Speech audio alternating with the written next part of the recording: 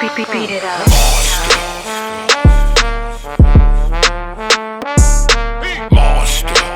Man, what the fuck? I can't say fuck enough. I can't say fuck enough, man. Have you seen all of the movies on both lists? I'm pretty sure I did. All right. Pretty sure. King of New York, I feel like King of New York don't get the credit it deserves. And I feel like that's Biggie's fault. Yeah. With respect to Biggie, I feel like when Biggie took on the AKA Frank White, like it made him the King of New York instead of the movie. I feel like him saying that should have made people look at the movie more. I think a lot of people didn't even know where he got it from. Exactly, because I didn't. You think a lot of people don't know who Frank White was then? That's what I'm saying right here. That's what you're saying? Yeah. Yeah. Maybe, right? That could be it. I never even thought about that. Biggie took the King of New York onto himself. You know what I'm saying? So that was what we, it wasn't nobody talk about they was the king of Cali or king of nothing in hip hop until Biggie did that.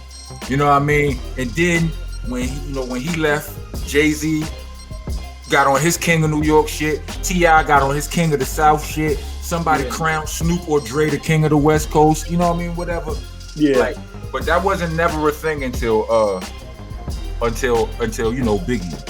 Nah, I think that was always a thing, bro. What, you think so? Somebody saying I'm the king of I just heard Nas say he's the king of New York before all that shit. No? I don't think so. But you could. I'm not prepared. I mean, you gotta think when. I don't know when, Biggie, but I definitely heard Nas say he was the king of New York. It had to be after. I don't know if it was after, before. I would think it was after, but because that when Biggie was out, Nas wasn't barely even like people didn't even really know who Nas was yet. He was out before Biggie. Yeah, I know, but he still wasn't a big artist then. He was just still kind of underground. He didn't really become big. I don't know about the West Coast, but on the East Coast, Nas was always a big artist. You think Nas was big during the same time that Biggie was? Nas was bigger than Biggie. You think so? You grew up in the East Coast, Rock. When Nas came out, what happened? So let me remind you. He had a big thing on this thing called Video Music Box that we used to watch because everybody had cable and all this shit. A big expose, the whole show was on him. Yeah, it just happened, Rock. I'm saying we didn't all have cable yet. That's what I just said. I said niggas didn't have cable. All right. Niggas was watching Video Music Box on Channel 25. Yeah. Right, got you. Nas had an hour-long show. This is the only person that had this. All right? Mm-hmm. He was known as like the best lyricist since Rakim when he came out. He was definitely getting that. Nas was a big deal, bro. Always was a big deal. You think his album got 5 mics, which nobody album really was getting 5 mics. Did he get 5 mics during the time that it released? That album was before Biggie's album. That was like 93 or 92. Was it? Because a simple his second album came out in 96. Yeah, that's exactly what I'm doing. I could solve all this shit right here. His second album came out in 96. So when the first one came out, it had to be 92, 90. Biggie's came out in 94. Biggie's album came out in 92. Let me see, launch. No. 93. 94 is when 94 Ready to Die came out. Yep. Okay. So Illmatic came out when? 93 or 92, right? Let me see. No.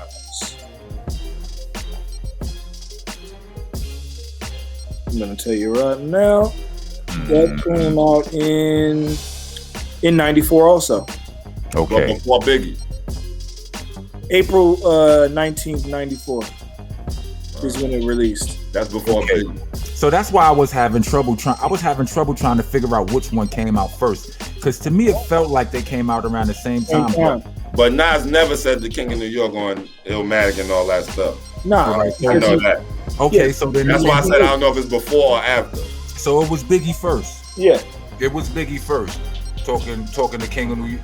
And did Biggie come up with the King of New York, or did somebody call him the King of New York and then he started putting Frank White in his bars. He was making the message.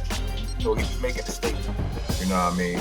And so Frank White, if you knew who Frank White was, you knew that's what we were saying. And I think I may have heard him say Frank White before I heard him say King of New York. But eventually I had Frank heard White is the king, so it's saying the same thing. I know, but exactly. So there you have it. Like Biggie was the first one talking that talk. He said that in the first album? Yeah. Somewhere along the line.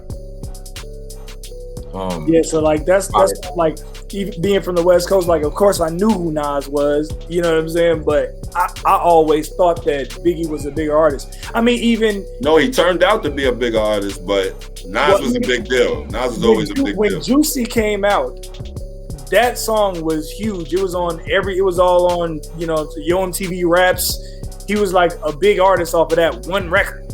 You know what I'm saying? Like when Nas first came out, when Biggie first came out, like it was the emergence of Bad Boy, and it was Craig Mack and Biggie. Right. Yeah. And Craig Mack his song might have came out first. He might have been the first on their roster, while Nas, was Nas showed up on Live at the Barbecue. Then he had all. I was about to say that he had stuff.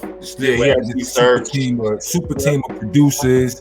On the, like his album was a big deal. Like when they was making his album, it was like it was a big deal, man. Yeah. I mean, Biggie was a big deal too, though. But I'm just saying, Nas was a big deal when he first came out. Mm-hmm. I don't know why it seemed like a year or two before Biggie, though.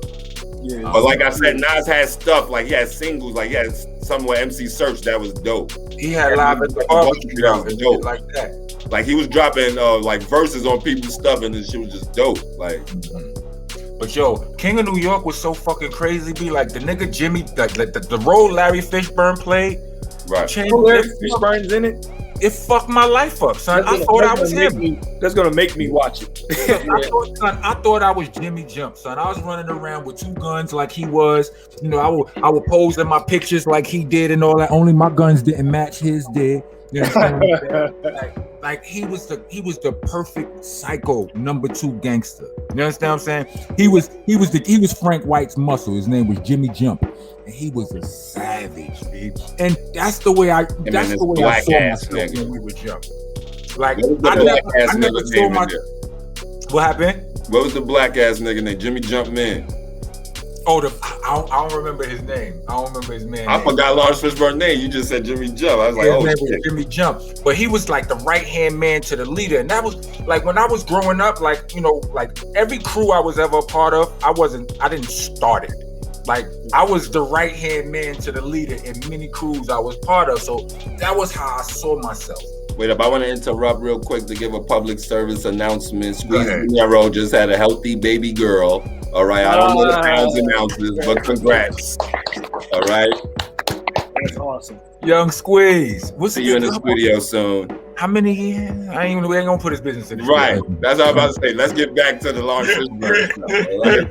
It was just something to throw out there so we can pause and then get right back to it. Right? That's what's up. But yeah, question: any movies that you would add or take off that list? Well, first of all, we gotta put Juice. We gotta put Juice on there. Right. I didn't see South Central on there either. Now South Central is on there. Oh, it's on there. You know what? To me, I didn't really like South Central. Mm-hmm. That was one of the movies that I watched because I'm a West Coast dude. You know what I'm saying? Like I watched over the years a bunch of times, but I did not really like that movie in comparison to like Straight Outta Compton. I mean, not Straight Outta Compton, but Menace to Society and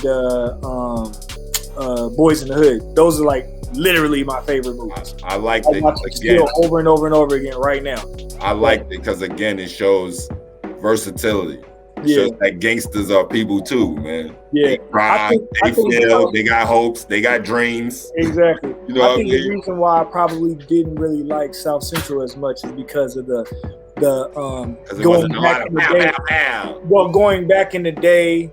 You know what I'm saying? Like the start of it all or whatever, and then him having to try to get his son back from the gang. You know what I'm saying? Like, I felt like some of that storyline, even though, in reality, some of that may happen, but I thought it was like far-fetched. I thought it was forced. I thought like you telling your boy, hey man, you got to give me my son back. You know what I'm saying? Like, hold on, that's South Central? Yeah. I think I saw South Central. That's far-fetched, though. So listen to this, Rock. To a West Coast nigga, it's far-fetched for a nigga to not be in the gang no more and trying to get his son out the gang. I mean, look. Niggas like, yo, niggas staying in them gangs, man. Look, that's far-fetched, bro. Hey, like, that's too much. I'm not getting out no gang. I look, niggas that I know, you know what I'm saying? Like, the majority of these niggas never, they are going to be, you know what I'm saying, gang members their whole life, right? Yeah, that's but it's just an elevation, you know what I'm saying? Like, the niggas ain't actually out on the block. They ain't standing out on the street like banging on niggas that's going by or whatever. They just elevated they, you know, game to something else. They elevated past doing dumb shit. And it's still in them. You know what I'm saying?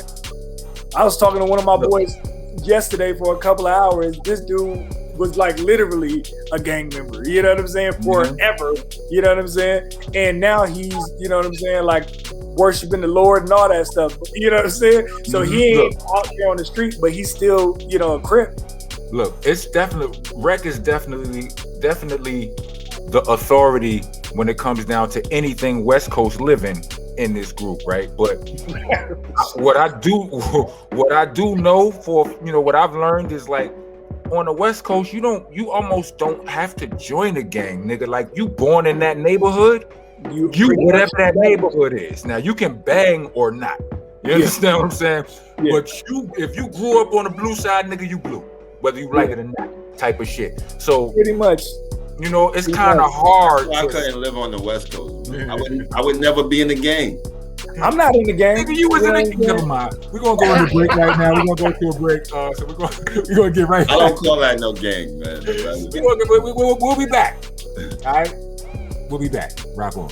Hi, I'm the Rockness Monsta, and I'm here to let you know that I'm on Cameo now. Are you familiar with Cameo? It's a website where you can reach out to some of your favorite celebrities and have them send you shout-outs, personalized, birthday wishes, wedding congratulations. You can even have them quit your job for you. And now I'm there. You can use the Cameo app, or you can go on Cameo.com or the Cameo website. Find me there and make your requests. We also have special requests for business. You know, if you want your mixtape dropped on or your album promote, any promotional things. Special pricing for that. See us there. Rockness Monsta on Cameo. Rock on, rock on. Thank you for listening to Monsta Mondayz Podcast. Please join us every Monday from 8 to 10 p.m. West Coast time and 11 to 1 a.m. East Coast time. Every single Monday, Monsta Monday on the Dash app. Also, check out these awesome shows from the rest of our podcasting family. Funny Farm, East New York Radio, All Elements Mix Show, the Star Power Collective, La Cosa Nostra Radio, 5150 Mix Show, Block News Live, Vinyl Coffee Mix Show, and Hidden Gems. Check them all out under the Delicious Vinyl radio station.